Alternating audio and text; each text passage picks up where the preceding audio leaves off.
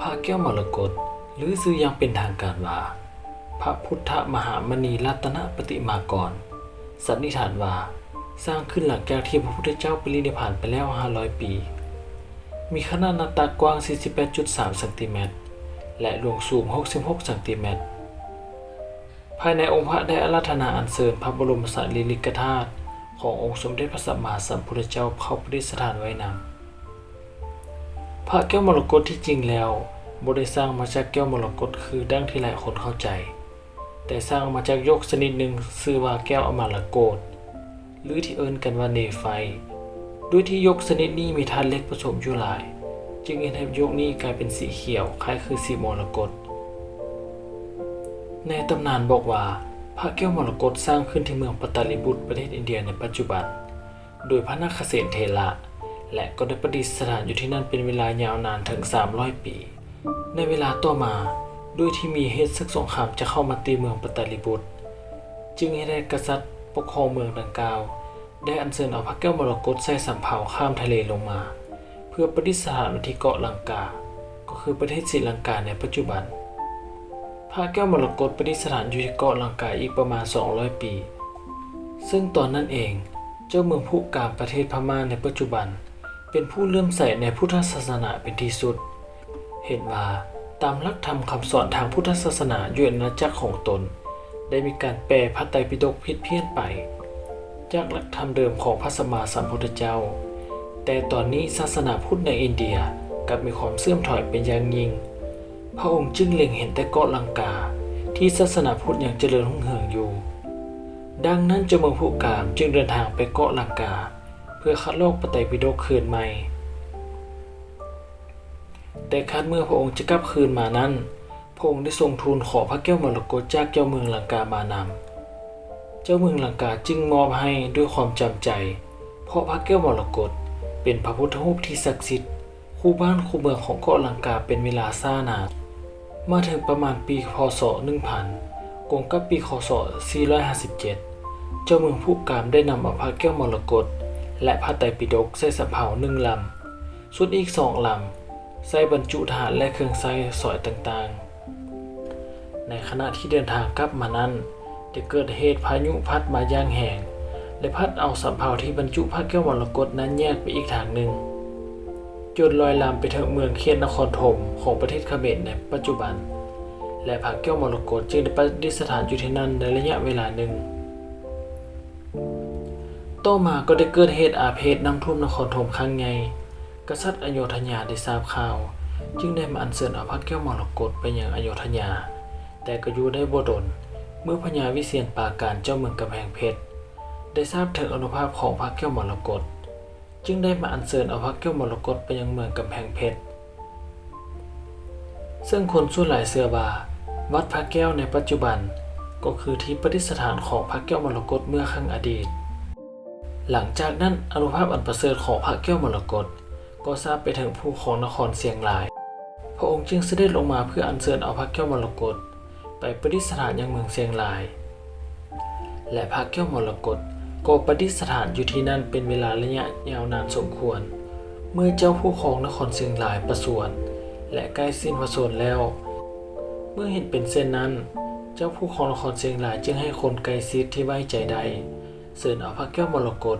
ไปเสื่องไว้ในพระเจดีย์แล้วใส่ปูนโบกปิดไว้ที่วัดป่าไมเยียหรือวัดพระแก้วในเมืองเชียงรายปัจจุบันการเวลาผ่านไปพระเจดีย์พังทลายลงย้อนทึกฟ้าผ่าจึงพบว่าเนื้อแท้ของพระทั้งในเป็นสีเขียวสวยงามจึงได้อัญเชิญออกไปประดิษฐานไว้ที่วิหารต่อมาเจ้าผู้ของนครเชียงใหม่ได้ทราบข่าวจึงได้แต่งเครื่องสักการะมาขออัญเชิญเอาพระแก้วมรกตขึ้นไปยังเมืองเชียงใหม่เมื่อขบวนสร้างเดินทางมาถึงเมืองเจสัก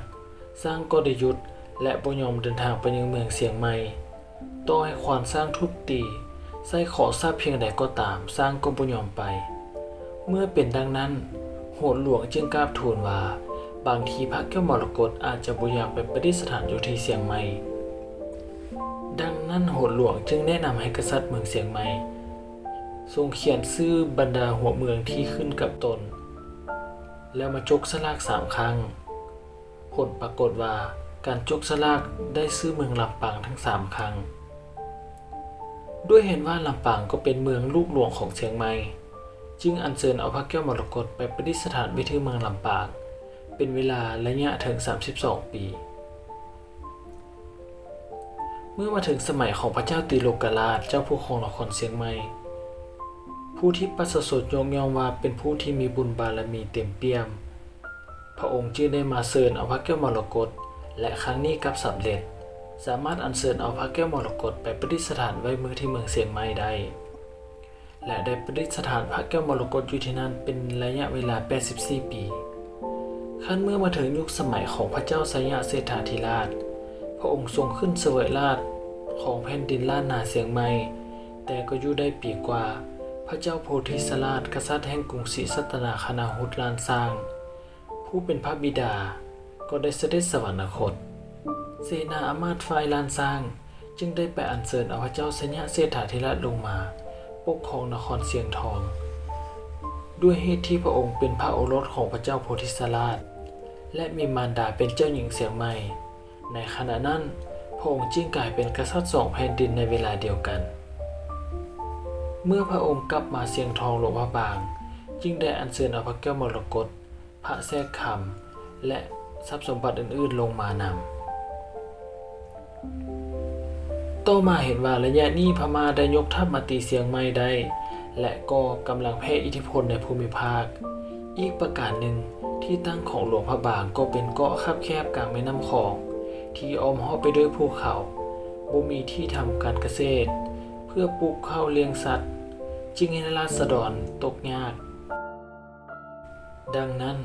พระองค์จึงได้ตัดสินใจย้ายเมืองหลวงจากหลวงพระบางลงมายังเวียงจันทร์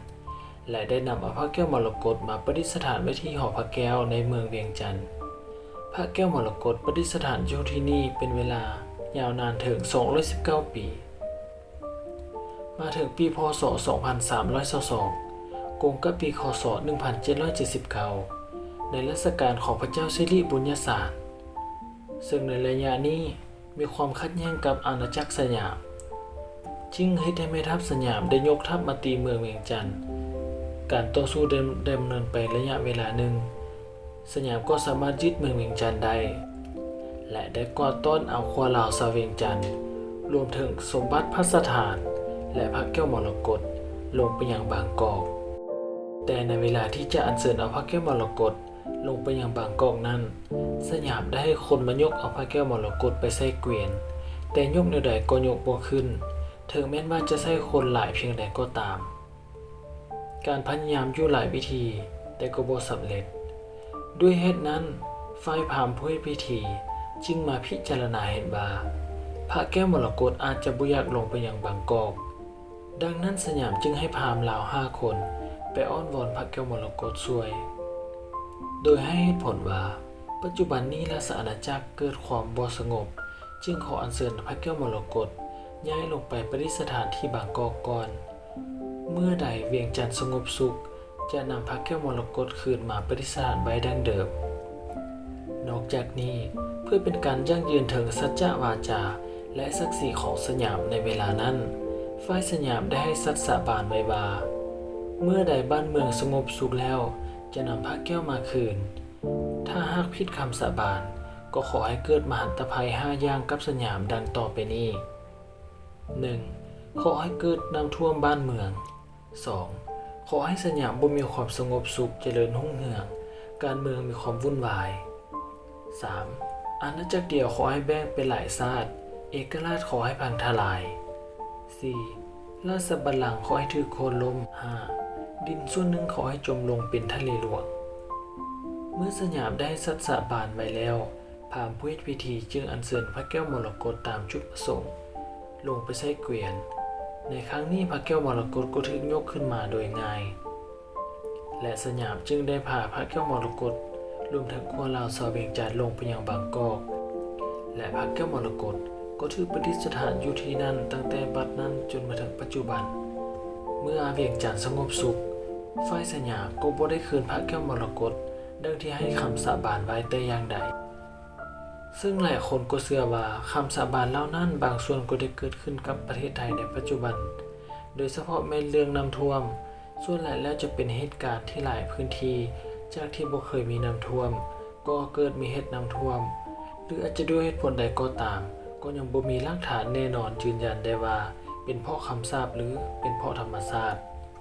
ประการที่ 2 การเมืองของไทยพบกับความวุ่นวายบ่จบบ่สิ้นรัฐบาลหลายยุคหลายสมัยต้องพบกับการแบ่งแย่งชิงอำนาจการเป็นใหญ่ถ้าบ่ชนะด้วยการเลือกตั้งก็ใช้การรัฐประหารยึดอำนาจกันไปมานับตั้งแต่อดีตจนถึงปัจจุบันการพยายามแบ่งแยกดินแดนของ3จังหวัดชายแดนภาคใต้นับตั้งแต่อดีตจนถึงปัจจุบันก็ยังปรากฏให้เห็นข่าวก่อการร้ายอยู่เรื่อยๆสถาบันพระมหากษัตริย์ก็มีกลุ่มคนรุ่นใหม่ประท้วงเพื่อให้มีการปฏิรูปหลายต่อหลายครั้งซึ่งเป็นการลดทอนอำนาจของพระมหากษัตริย์ให้น้อยลงกว่าแต่ก่อนและปัจจุบันพระมหากษัตริย์ก็บ่มีบทบาททางการเมืองใดๆเป็นเพียงสัญลักษณ์ทางการปกครองแบบประชาธิปไตยอันมีพระมหากษัตริย์เป็นประมุขเท่านั้นจะด้วยคำสาปหรือการเปลี่ยนแปลงไปตามกาลเวลาใดๆก็ตามจงใช้วิจารณญาณในการวิเคราะห์และรับชมศึกษาข้อมูลจากหลายด้านเพื่อนำมาเปรียบเทียบให้เกิดความเข้าใจในประวัติศาสตร์หลากหลายมุมมองที่สร้างสรรค์เพราะบ่มีไผสามารถให้การยั่งยืนได้ว่าเหตุการณ์ที่ก้าวมาข้างเทิงนั้นเกิดจากคำสาปที่เคยให้ไว้เมื่ออดีตหรือบ่อย่างใดก็ดีทุกวันนี้ประเด็นดังกล่าวก็ยังเป็นที่ถกเถียงกันระหว่างคนใน2ประเทศและยังหาข้อสรุปบ่ได้ว่าพระแก้วมรกตเป็นของไผกันแท้แต่ที่แน่ๆพระแก้วมรกตก็ยังเป็นสุดรวมจิตใจความศรัทธาของชาวพุทธทั่วทุกมุมโลกที่ทรงคุณค่าแก่การปกปักรักษาให้อยู่คู่พุทธศาสนิกชนไปนานเท่านาน ถ้าท่านผู้ชมมักคลิปของเราก็อย่าลืมกดติดตามกดแชร์กดไลค์เพื่อเป็นกำลังใจให้ทีมงานของเราจะได้สร้างคลิปใหม่ๆออกมาให้ท่านผู้ชมได้รับชมกันต่อไปสำหรับวันนี้สบายดี